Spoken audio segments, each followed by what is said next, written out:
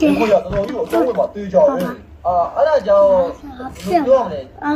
ကျွန်တော်ကိုယ်အောင်တဲ့ကိုမမွေးခေါ်ရမယ်ဆိုရင်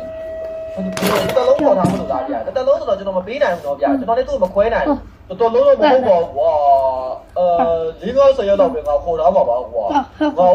ဘူးရရစာအဖွဲတစ်ဖက်ကိုအခုလိုက်နေတာကွာတိုးဘွဲကိုချီရခံနိုင်ဖို့မင်းခွေရဲ့အကူကြီးအောင်တဲ့အကူကြီးအများကြီးလိုအပ်နေဒါကြောင့်မလို့ငါတို့မင်းခွေကိုခဏငားရဲ့သဘောပါကွာဒါပေမဲ့ဒီ50ရက်အတွင်းမှာလေမင်းငါ့ကိုစခန်းထဲကိုလာပြီးတော့မင်းခွေကိုကြိုက်တဲ့ချိန်လာတွေ့လို့ရပါရဲ့ကွာဘာမှအပူပဲမရှိဘူးကိုကြီးပါကွာငါတို့လည်းအခက်အခဲလို့ကွာအောင်းပြကွေးရတယ်ဘာမှတော့မကြောက်တော့ပါကွာမင်းကွေးတာပါလာပဲဆိုအဲ့ဘူးရရစာတပ်ပွဲဟောရနိုင်ပိုင်းနေမှာအမိဖက်နေမှာတွေ့ကြရဲကွာ50ရက်ဆိုတော့လေကောင်းပါလေဗျာဟုတ်ပါပြီကျွန်တော်ထည့်ပေးလိုက်ပါမယ်ဗျာ